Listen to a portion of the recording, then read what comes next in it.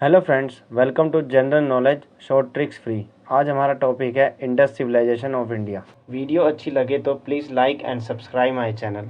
Harappa Indus civilisation 2500 BC to 700 BC। Harappa Sindhu सभ्यता 2500 ईसा पूर्व से लेकर 1700 ईसा पूर्व। सबसे पुराना नाम सिंधु सभ्यता। पुरातात्विक परंपरा के अनुसार सबसे उपयुक्त नाम हड़प्पा सभ्यता, जो कि हड़प्पा का पहला खोजा गया स्थल है। भौगोलिक दृष्टि से सर्वाधिक उपयुक्त नाम, जिसको इनुद सरस्वती यानी सिंधु सरस्वती सभ्यता, वहाँ पर बस्ती का सबसे बड़ा जो जमाव था वो सिंधु सरस्वती नदी घाटी के पास सरस्वती के किनारे 80% बस्तियाँ बसी हुई थी। सिंधु सभ्यता जो रेडियो कार्बन जैसे C14 जैसी नवीन विश्लेषण पद्धति के द्वारा सिंधु सभ्यता की सर्वमान्य तिथि जो थी वो 2400 ईसा पूर्व से लेकर 2700 ईसा पूर्व मानी गई है। जॉन मार्शल जो सिंधु सभ्यता शब्द का प्रयोग करने वाले पहले विद्वान थे। सिंधु सभ्यता की खोज जो करी थी राय बहादुर दयाराम साहनी ने करी थी। सिंधु सभ्यता को प्राक ऐतिहासिक, प्रो ऐतिहासिक अथवा कांस्य ब्रॉन्ज युग में रखा जाता है। इस सभ्यता के मुख्य निवासी द्रविड़ एवं भूमध्य सागरीय थे। सिंधु सभ्यता मुख्य रूप से शहरी थी। आमतौर पर जितने भी विद्वान हुआ करते थे उनका मानना था कि जो हड़प्पा, घग्गर और मोहनजोदाड़ो जो सिंधु सभ्यता के केंद्र रहा करते थे।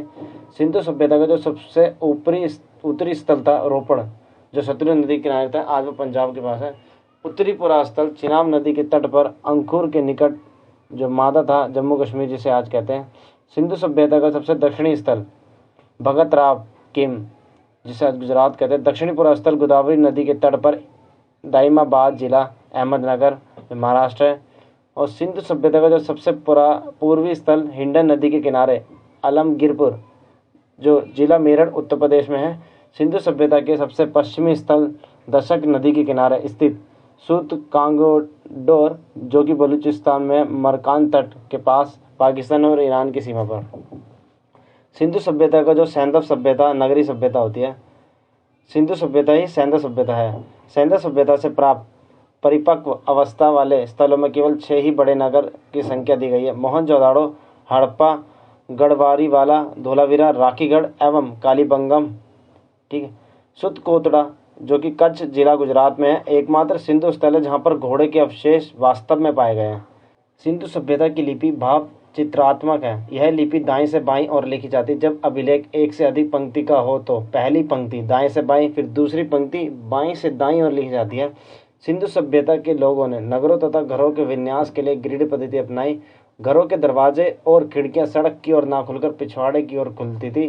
सिंधु सभ्यता में मुख्य फसल जो थी हमारी गेहूं और जौ थी। सिक्कों का कोई प्रमाण पत्र नहीं मिला है अभी तक। वस्तु विनिमय को वस्तुओं के विनिमय का सामान्य तरीका माना जाता है।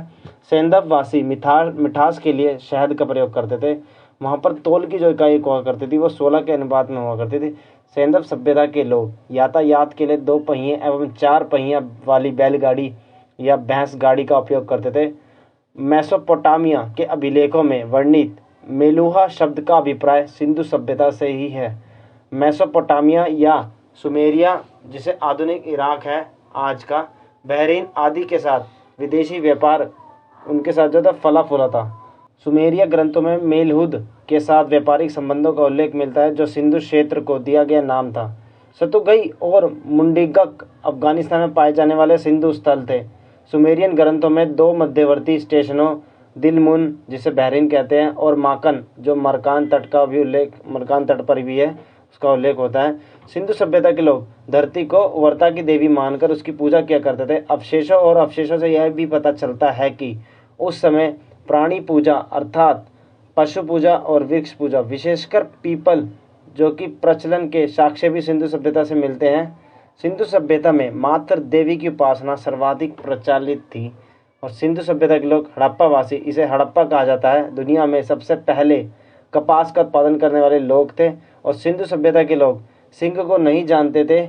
इस प्रकार शिव शक्ति पूजा भारत में पूजा का सबसे पुराना रूप, जो कि हड़प्पा के लोग पशुओं में कुबड़ वाला सांड, इस सभ्यता के लोगों के लिए विशेषकर पूजनीय था। स्त्री मृण मूर्तियां, मिट्टियों की मूर्तियां अधिक मिलने से ऐसा अनुमान लगाया जाता है कि सैंधव समाज मात्र सत्तात्मक है। सैंधव वासी सूती एवं ऊनी वस्त्रों का उपयोग करते थे। मनोरंजन के लिए वे सेंधव वासी मछली पकड़ना, शिकार करना, पशु पक्षियों का आपस में लड़ाना, चौपड़ एवं पासा खेलना आदि साधनों का प्रयोग करते थे। सिंधु सभ्यता के लोग काले रंग से डिजाइन किए हुए लाल मिट्टी के बर्तन बनाते थे। सिंधु घाटी के लोग तलवार से परिचित नहीं थे। हड़प्पा के लोग अपने देवताओं की पूजा मंदिरों में नहीं करते थे। वास्तव में किसी भी मंदिर का पता नहीं चला है। मिली मूर्तियां और मूर्तियों से उनके धर्म का अंदाजा हो जाता है। स्वतंत्रता प्राप्ति पश्चात हड़प्पा संस्कृति के सर्वाधिक स्थल गुजरात में खोजे गए हैं। मुख्य रूप से मोहरों पर चित्रात्मक लिपि के प्रमाण मिलते हैं। लिपि को अब तक पढ़ा नहीं गया है, लेकिन कालीबंगा के कुछ बर्तनों पर अक्षरों के ओवरलैप से पता चलता है कि लेखन जो है वो बाउस्ट्रोफेडन था, या दाएं से बाएं और वैकल्पिक पंक्तियों में बाएं से दाएं। इसे प्रोटो द्रविडियन कहा गया है। भारतीय उपमहाद्वीप में सबसे पुरानी लिपि हड़प्पा लिपि है, लेकिन सबसे पुरानी लिपि पढ़ी जाने वाली वो ब्राह्मी लिपि है, जिसे लगभग 5वीं शताब्दी ईसा पूर्व से माना जाता है। सबसे बाद का जो भारतीय लिपि ब्राही से विकसित हुई है। ऋग्वेद में हरियुमिप्पा नामक स्थान पर युद्ध होने की बात कही गई है। हड़प्पा संस्कृति का शासक वर्णिक वर्ग के हाथों में था। सूसा और उर मेसोपोटामिया के वह स्थान है जहां हड़प्पा कालीन की मोहरें मिली थी। पिग्गट ने हड़प्पा एवं मोहनजोदाड़ो को एक विस्तृत साम्राज्य की जुड़वा राजधानी कहा है। लोथल, सुतकोतड़ा, अलादिनो, बालाकोट, कुंटासी सिंधु सभ्यता का बंदरगाह था। लोथल सिंधु सभ्यता का एक प्राचीन बंदरगाह था। मनके बनाने के कारखाने लोथल एवं चंदहुदड़ो में मिले हैं। केवल लोथल नगरों के घरों के दरवाजे मुख्य सड़क की ओर खुलते थे।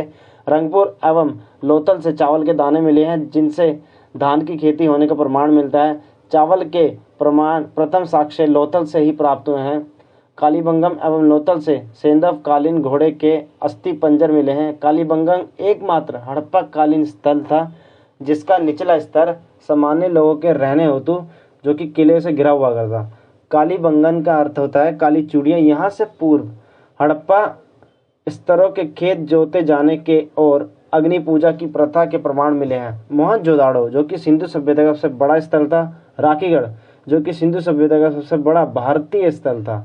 प्रमुख शहरों की सामान्य विशेषताएं जो कि ग्रिड सिस्टम की तर्ज पर व्यवस्थित नगर योजना, पक्की ईंटों का उपयोग किया गया, भूमिगत जल निकासी, और धोलावीरा के अंदर एक विशाल जलाशय था जो कि इस, और चौथा पॉइंट है किलेबंदगढ़ चंदहुदड़ो के अंदर। सम आर्कोलॉजिकल साइट्स जो कि ढूंढी गई थी, इसमें पहला था हड़प्पा और मोहनजोदाड़ो जो कि राजधानी शहर हुआ करते थे।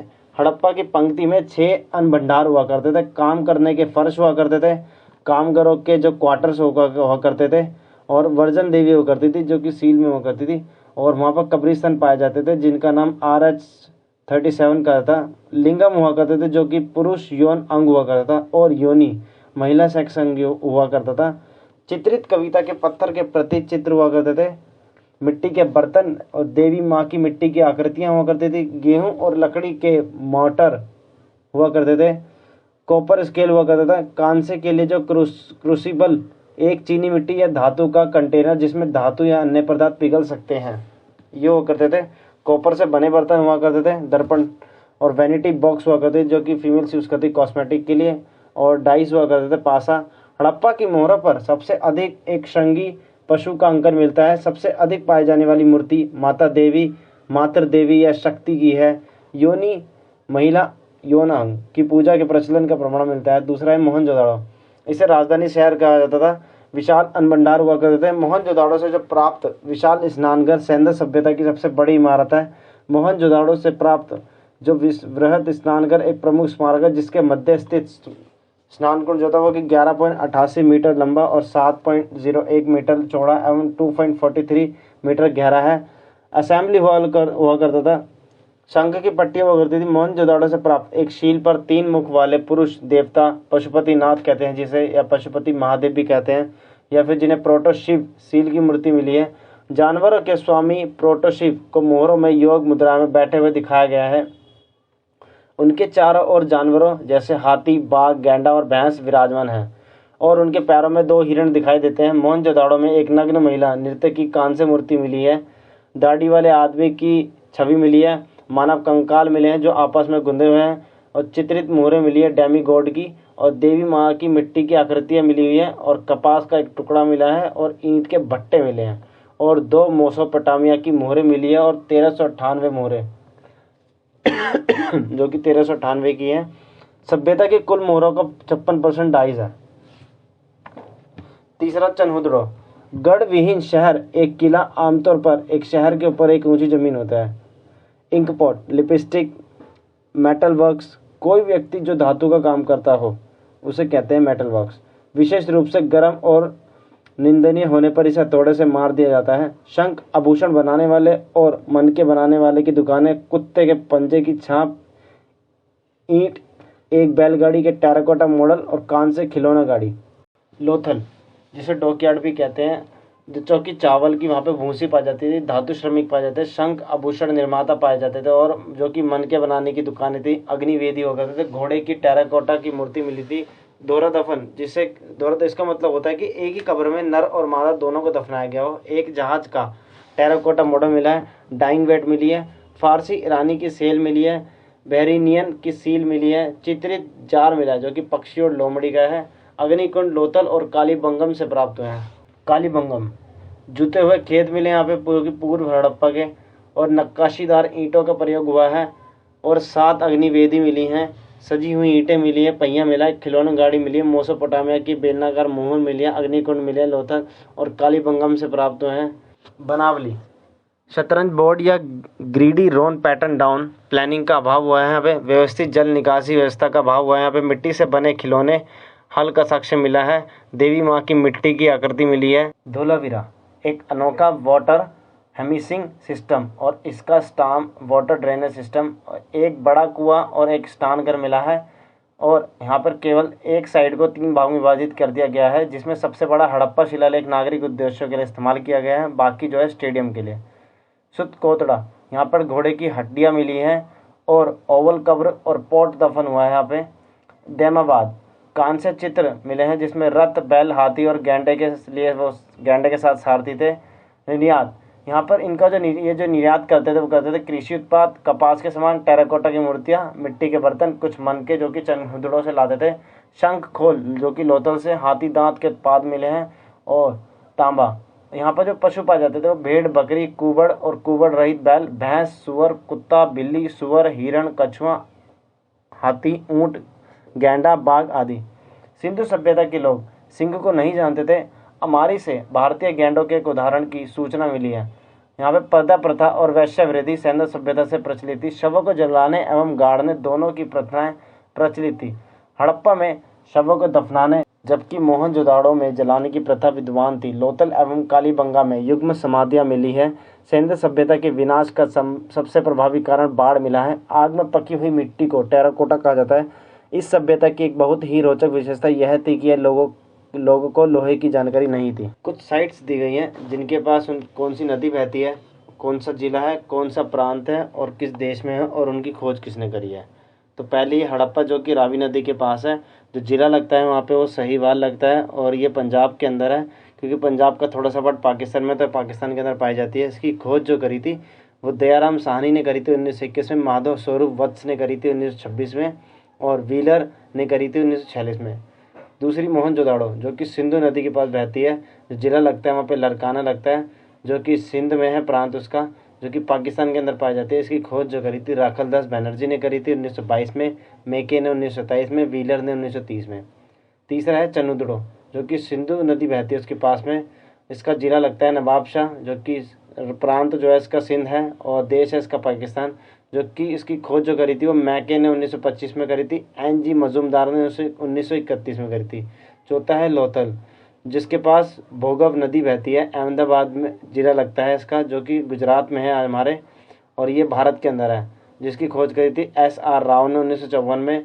अगला है कालीबंगा जिसके पास घग्गर नदी बहती है, जो कि जिसका जिला लगता है हनुमानगढ़, जो कि राजस्थान के अंदर है। जो देश पड़ता है वो भारत है। और आमलानंद घोष ने 1991 में इसकी खोज करी थी। B.V. लाल और B.K. थापर ने 1961 में करी थी। अगली है बनावली जिसके पास घग्गर नदी बहती है, जिसका जो जिला लगता है वो फतेहाबाद लगता है, जो कि हरियाणा में बहती है, हरियाणा में है। और जो देश लगता है वो भारत है। R.S. बिस्ट ने खोज करी थी 1973 में। धोलावीरा जिसके पास नदी बहती है लूनी, जो कि जिला जो है उसका कच्छ, गुजरात में है, और जो कि देश है हमारा भारत। और इसकी खोज जो करी थी JP जोशी उनने करी थी 1967 से लेकर 68 के बीच में। वीडियो अच्छी लगे तो please like and subscribe my channel. Thank you so much.